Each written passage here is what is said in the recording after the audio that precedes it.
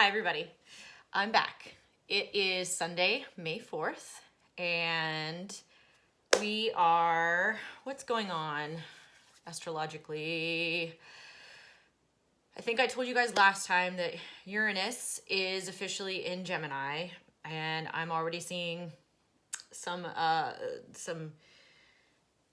chaos happening with that. Not for me, but just externally, people around me, situations, things like that. Uranus doing what Uranus be doing, and it is the shapeshifter. It makes sudden abrupt changes. It alters courses that you weren't planning for. So, and it's in the sign of Gemini. So hang tight, Geminis. It's going to be a fun next 7 years. Listen, if you need advice on how to handle Uranus and its bullshit, hit me up, because it just came out of Taurus and I was dealing with it for 7 years. So yeah, I survived, and you can too. Another cool thing to note is that Mars has now come out of the sign of Aries and is moved into Taurus. And that's a pretty cool place. When it's in Aries, it's real aggressive, it's real assertive, it's real, kind of stuff like that. Temperaments can be very testy. Drive can be like hyper fixated on accomplishing things. So it's not all bad, but fire energy can be aggressive, and sometimes not in a good way. So kind of always a good reprieve when one of the major 5 things that are in Aries right now finally stepped out, because there's still a lot of fire energy going on. But if you don't know anything about that, watch my last reel. Anyways, Mars has now stepped into Taurus, which is a beautiful sign, if I do say so myself, because I'm like a trifecta Taurus. And this is really nice, grounded, stable energy. My favorite kind of energy. Grounded, stable, safe, loving. Like, that's what Taurus is. Like, I identify with that, and I love that kind of energy because it just feels like a nice, warm, sexy blanket. I just love Taurus energy. So with Mars is the planet of drive, passion, sex, just kind of fortitude. It's ruled by isn't Ares the god of war? Not just the video game. I don't know. Anyways, I get segued really easy here. But with Mars being in Taurus, it is complete opposite of what it is in its home sign of Aries. And so it might not be like its most favorite place to be, but it's not like it's in a water sign where it really is uncomfortable. So Taurus is kind of a nice, like, all right, Aries energy, calm down. Just calm down. I'm here. I'm not going anywhere. You know what I mean? That's how Taurus energy is with Aries energy and the planet of Mars and that kind of vibe. So I think that's for like the next 2 weeks. So if people are feeling a little more like slowing down and ready to settle in or settle up or settle with, or just grounded, stable, not flippant and fiery and aggressive, and settling into something that feels comfortable. So I really enjoy Mars in Taurus. Settle in, baby. So anyways, I haven't talked about the decks I've been using lately because I haven't gotten any new ones, and I don't remember all the ones that I've used. So this one is just another like generic Y-Spell deck. It's not like weird art that's not representational of tarot.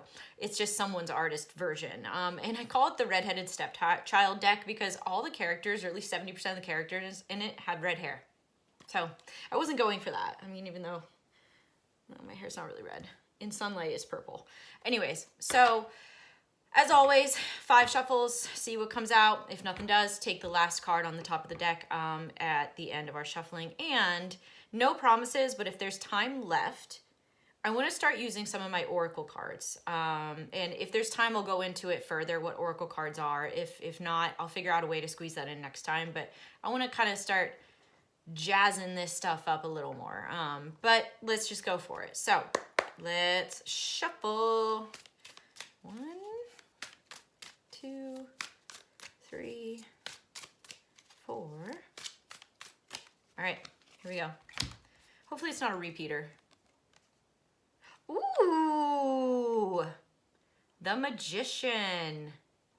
I think the Magician is Virgo and Gemini energy? Don't quote me on that. But the Magician's a really nice card. We definitely did not get this. So this is a major arcana card. One of the, however, upteen major arcanas that are in a tarot deck.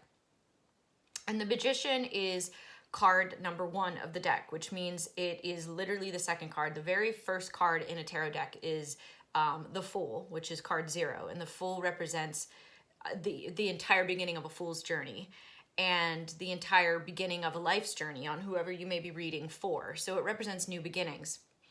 So getting this as the secondary card out of a tarot deck for us today, the Magician represents pretty much you are the creator of your own world. You have all the tools at your disposal to create your new journey. Starting that fool's journey, you literally can go, do, start anything. It's a new beginning. This is actually really beautiful. I love new beginnings because there's an opportunity to have a new beginning in your life all the time. And with the Magician, it really exemplifies that you hold that wand. You are the maker of your journey. And yes, there are crossroads. Yes, there are segues. Yes, there are unexpected things, especially with Uranus being in Gemini. So if I'm correct in saying that this is the card of Virgo Gemini, then this totally plays into all you Geminis out there where your journey's just beginning. And for all of us, but to lean into that kind of astrological aspect of it. Your journey's just beginning, and you are the one that can dictate which way it goes and how to use the tools that have been given to you and provided to you through life's experience and how to utilize those moving forward in your future. And in the real Rider-Waite Tarot, the Magician is standing with a wand in his hand, and he has a table in front of them. It has all 4 suits of tarot. So it has a cup, which is the cup suit, then the wands, then the swords, and then the coins, which it's pretty much saying you have the entire suit in front of you to use whatever you want, however you want. So it's kind of a cool representation of just saying, like, you create your own reality. And I think new beginnings are something I feel we as a collective need to begin or need to see through a more positive lens, because a lot of times we only want to paint something a positive new beginning if it's in our favor, if it's our choice, if it's something we desire. And sometimes you have to step out of your comfort zone. Sometimes you have to accept the inevitable. Sometimes you have to make difficult choices in order to step into a new beginning. And I know this sounds like so basic and generic, but I know for a lot of people, when things don't go the way that you planned, it's really hard to see it as a new beginning. Instead, we see it as a door being shut or an ending, a discomfort, a disruption, a interference in what we would like in our lives. And I myself personally know that it's very hard for me to accept changes and things that weren't part of the plan. Do we really ever know what the hell our plans are, though, guys? I mean, come on. Ha ha ha. None of us know what our plans are half the time. We think we do. But it's really a matter of flipping that thought process, I guess, and realizing that some things that have changed, some things that have abruptly happened are for a reason you just may not be aware of. Oh, so there's this term called the burnt toast theory. It's a woo-woo thing, you know. Wouldn't have a reading without a little woo-woo sidestepping. So the burnt toast theory is this whole idea of the universe segueing you because something was meant to be avoided or something better was supposed to happen in lieu of what you were planning on doing. So it could be something as simple as, this is like a dramatic example, but it's like the most understandable example. You're driving to work, same route you go every day, and there is, you know, I don't know, traffic that's normally not there. And or you get stuck somehow where you're like, oh shit, I really don't know where else to go, or I have to take an alternative route, whatever. Then you find out later that day or that evening that the route you were going to be taking, you know, there was a sinkhole that suddenly happened on the road ahead, or I don't know, you know, something weird like that, where it's like we get redirected for a reason. We usually don't know, because that example is not that simple. Usually you don't know the redirected reason until sometimes moons later, or, you know, it'll just hit you one night in the middle of the night when you're thinking in bed, you know. And sometimes it is pretty straightforward, but like the burnt toast theory is essentially the way of saying that life's going to take you the direction life has intended to take you, no matter what you want or what you decide. And the harder we push against something that's redirected for us, the more redirection is going to keep happening until you just have to go with the flow. I fucking hate going with the flow. I've had to learn so hard how to go with the flow, because I will put my little claws into a plan or an idea and hold on with dear life and not want that to change, because, you know, my way or the highway kind of idea in my head. And it's like, no, that's just, it's not how life works. So I feel like with the magician here, this is pretty much saying that you can take the direction you want to take. You have the tools in front of you to build the road you want to be building. But because it's the magician, that means you also have the power to adapt. It is the absolute card of adaptation. To adapt to changes, even though you may have built a structure, and go with the flow. Because the following card after this, if I'm not mistaken, is like the wheel. I think it's the Wheel of Fortune, which is karma. So it's like the choices you make with the tools you have are going to build that wheel and move you forward in the future, but at a pace and dynamic that's never going to truly be in your control. And that's where adaptation comes in. So learn to adapt, everybody. Like, at the end of it all, we are still primal animals inside. We still have our fight or flight response. We are capable of adapting and evolving. It's just we don't like to.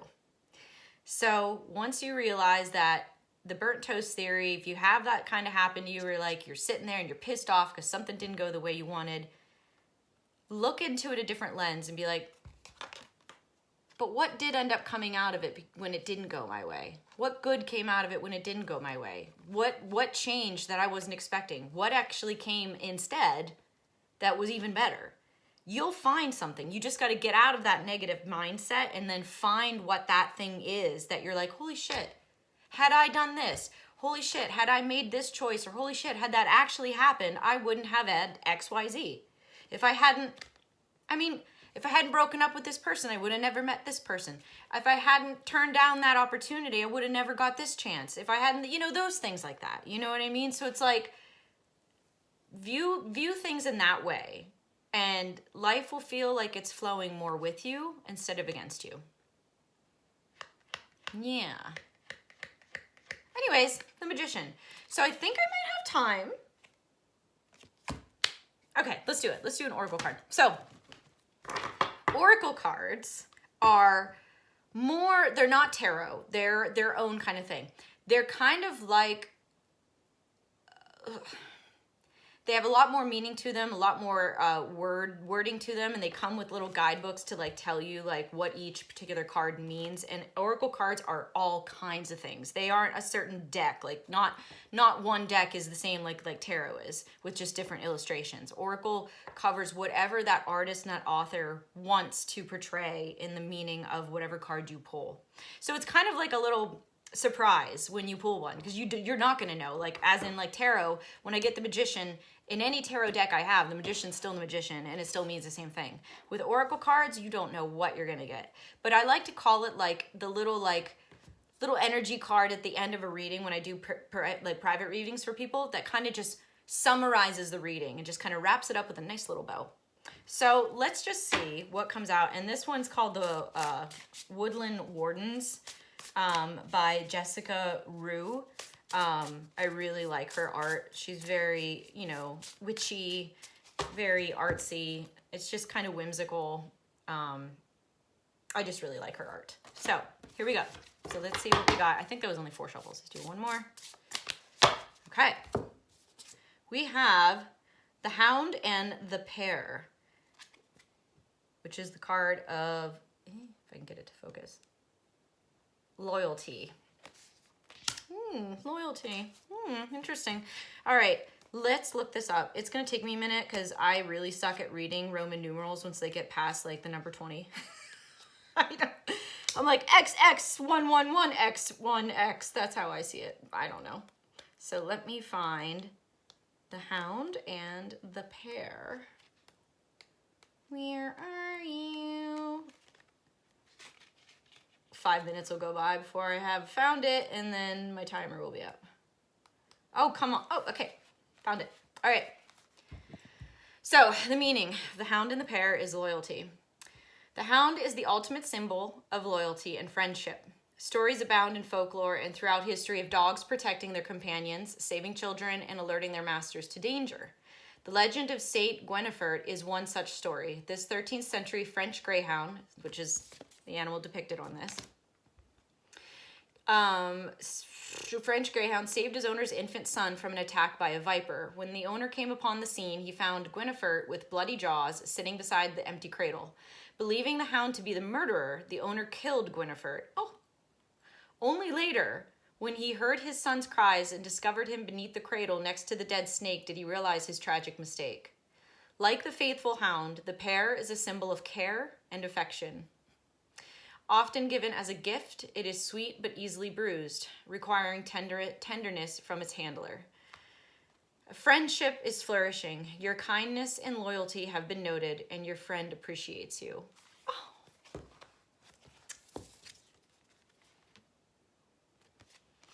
Whoever that is for, that's really sweet. I really like that. I love loyalty. I love that it's basis on friendship, and some of the best friendships and relationships and romantic relationships are built on a foundation of really beautiful friendship. So I think that is gorgeous, and that's a really nice way to end this reading. I'm all about the warm and fuzzies these days. I am, and I really like that. That is a really kind of meaningful, and I like how they described the pair as easily bruised, because at the end of it all, we're all vulnerable inside, and showing those vulnerabilities means taking a risk. But just like with the Magician card, we have the tools to use to take those risks. We just have to be willing to be vulnerable and to go with the flow if those choices and those risks don't go the way that we planned. But it's worth taking the risk, because with the end, like I said, we're all the Magician. We all have that power. So yeah, I really like that. The Hound and the Pair. That's a really beautiful card. I have nothing else to say, and I guess I'll see you guys next week. I love you all as always, and happy May and happy birthday, Tauruses!